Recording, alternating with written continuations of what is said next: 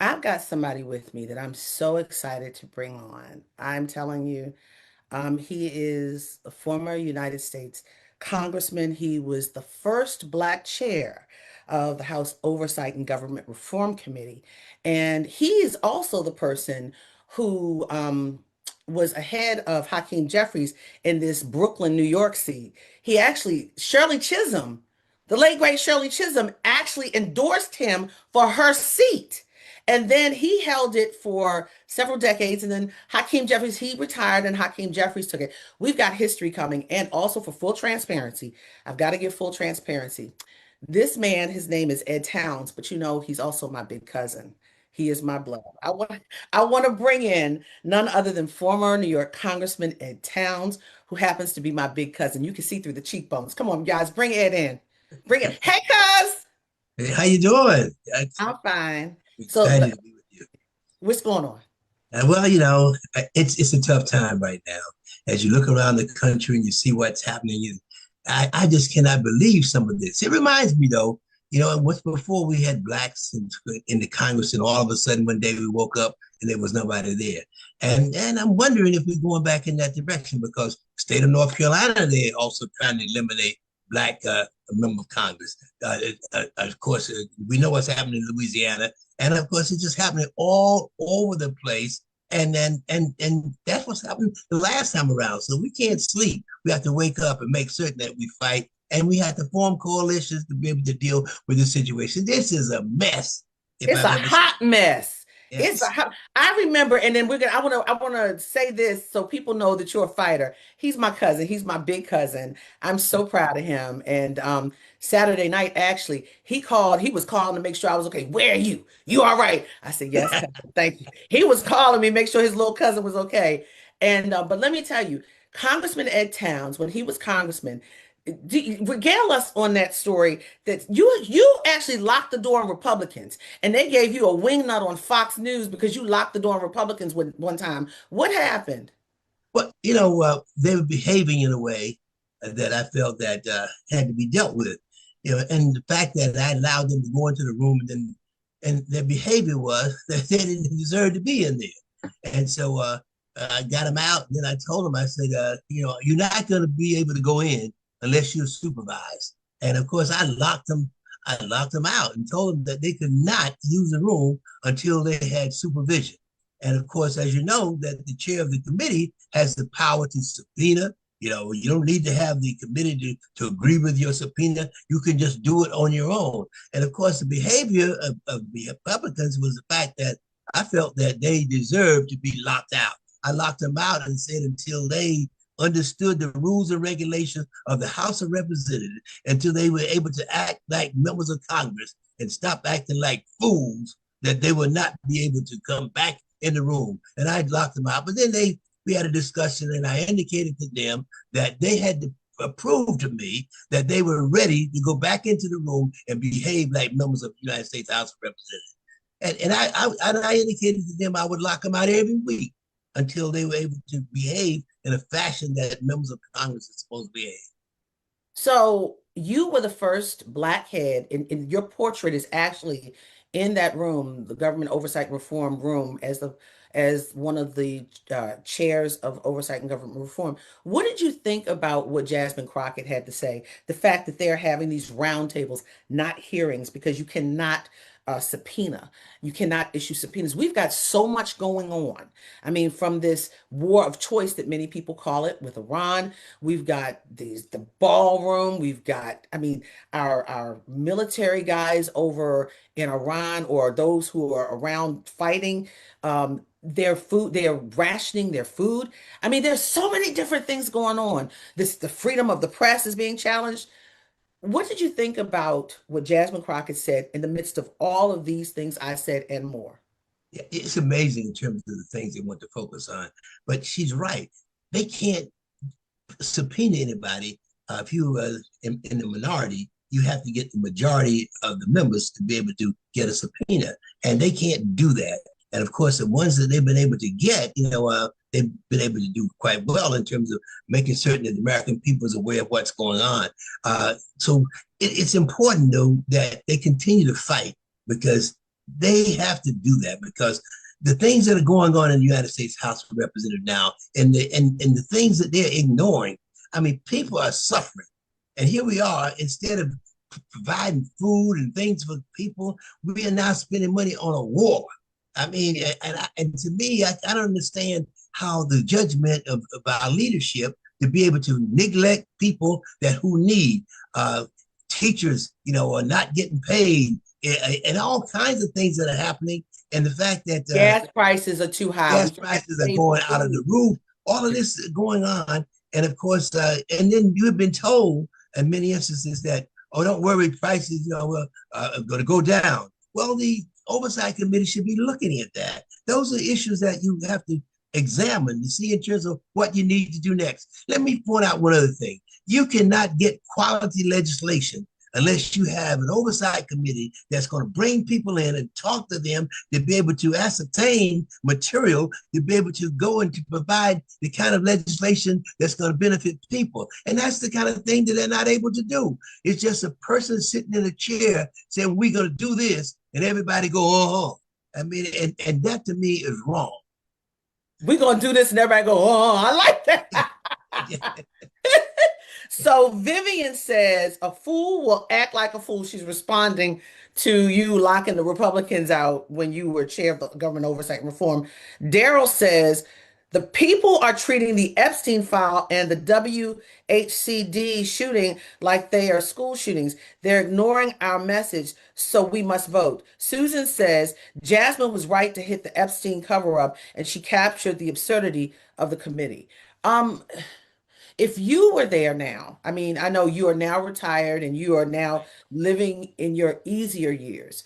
Um, and you really have worked, you've worked all your life, you've served all your life for people. But if you had a chance to be back there, what would be your first issue that you would focus on in government oversight and reform? The first issue I would focus on is that I would have to get some more information about the war. I mean, how did we get there? Why are we there? I mean, these are things that need to be answered. What kind of money are we spending when people are hungry? I mean, these are the kind of issues that I would have to address right away. We're going to have people losing their lives for no reason whatsoever. Then I would ask the question, you say that the nuclear situation has been resolved, and then 3 weeks later, you say we got to eliminate the fact that they want to have nuclear weapons. I mean, what's the truth? And I think the Oversight Committee has asked that because the American people need to know, because the kind of money that we're spending in this war of choice, I mean, which in the Congress did not vote on it, and that to me, it's an illegal war. I mean, if the Congress did not sanction it, what are we doing there? And I think that the time has come where the Oversight Committee need to raise up and say, answers must come, and we will not stop until we get them. Betty says, must have truth to justice, be fair to everyone. Gregory says, love me some Ed, comma, preach, exclamation point. Yes, he is a minister as well. And Barbara says, Trump is getting rich on people. Let's work together to get him out now. Yeah. And that's another thing. His family seems to be making money hand over fist while, in all of these foreign areas. And Jared Kushner is not an official federal employee or an official White House employee. Would that be something that would go before the Oversight and Government Reform Committee? Of course, because here he is negotiating.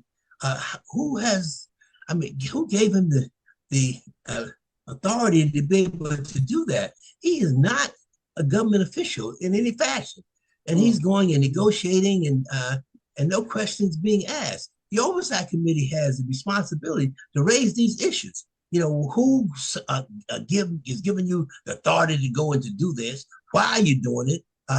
Who are you feeding information, giving information back to? All these things the Oversight Committee needs to have. The Oversight Committee is a very crucial committee because when you look at the budgetary issues and all of that in terms of where money is going and who's spending it, the Oversight Committee has to look at that to be able to make certain that the money is going where it's supposed to go, doing what it's supposed to do, and the person that is supposed to handle it is the one that's handling the money. So the oversight committee now has to step up.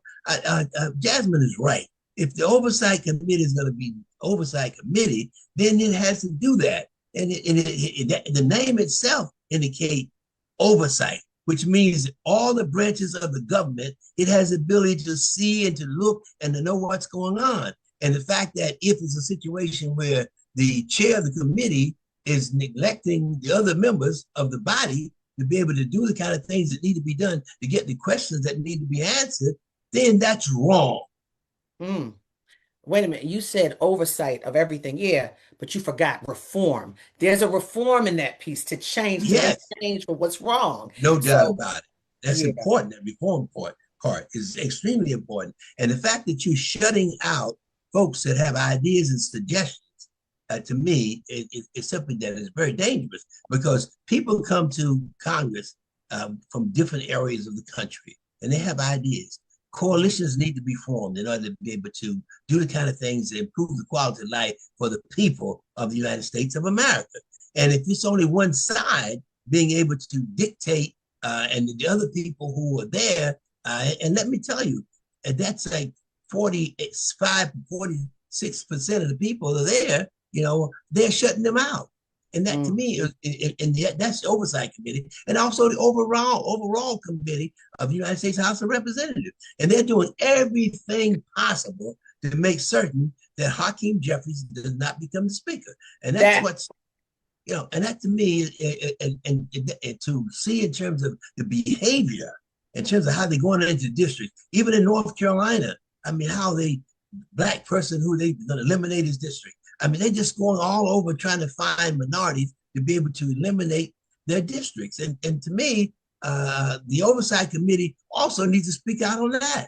I mean, that's something that they need to say. This gerrymandering and all this kind of stuff that's going on, the oversight committee needs to voice it. You know what I mean? And very loud and clear to make certain that everybody in the United States of America is aware of what is going on. And to point out the fact that this happened once before. So listen, look, you got people stirred up and fired up. So Iris says, but wait, Pete Hegseth is testifying, but DEI was the problem. Give me a break, exclamation point. Elect a clown, get a circus. I love that. Education is a lamp says Jared Kushner hasn't been vetted for security risks or conflicts of interest with foreign nations, which is protocol for cabinet positions. That part. And then also Barbara says, where's Elon Musk in this? Look, Doge feels like it was that Doge cuts and firings feels like it was 5,000 years ago. We forgot about that. And that's another thing that should have come before oversight and government Oversight. reform. Yeah, because how did he have the responsibility of cutting budgets and doing? He was not elected to anything. Nope. And oversight, really, I mean, they should have stepped in on that one right away because here's a person that really, really just walked into the White House and just started saying, eliminate this, eliminate that. And I'll be honest with you, he's a very successful, rich man, but I didn't see him knowing a lot about government. Mm. So I'm going to end with this, and I'm just so thankful for you to be here. If indeed, even if with this redistricting and people really show up at the polls, and if we do see blue, I think that if we see blue all over the place, I think there's going to be a lot of seasick people here. If there is a blue tsunami, if there's a blue tsunami, what happens with oversight and government reform? Well, I think oversight and government reform can really begin to function as an oversight and government reform committee because as long as you have one man dictating as to what should happen, you can't really do anything.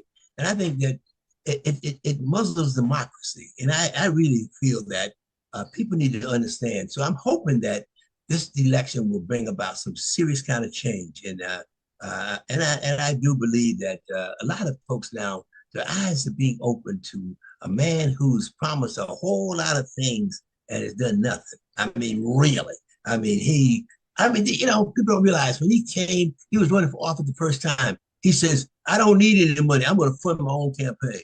I mean, all kinds of things. And I mean, then prices will go down. The first day I'm back in, prices will begin to go down, and and I mean all kinds of things. That don't we ask the question? You know, what is the truth? Aren't you? Are you familiar with the truth? This Yeah. man has lied to us over and over again. I'm gonna rap with you, but I just what I came up with in my mind, that fundraiser when you had Bill Clinton, and Bill Clinton was there in Trump Tower. You had it. This was way long time ago before we knew this Yeah, man was this way. yeah, Bill Clinton was there in the in Trump Tower with you for your fundraiser at someone's house in someone from North Carolina that you grew up with had a right. fundraiser for you. Bill Clinton was the featured guest. The guest was supposed to take pictures with Bill Clinton. But guess who walks in the room? It's none other than Donald Trump. He monopolizes Bill Clinton's time, takes him in another room and bends his ear. I know because I was there. I did not pay into my cousin's fundraiser. I've never been to a fundraiser, but because he's family, I just wanted to see what it was like. And I was covering the president at the time, and I was like, and am I lying, cousin? No, no, no. But then also you could see that day he was a very selfish individual.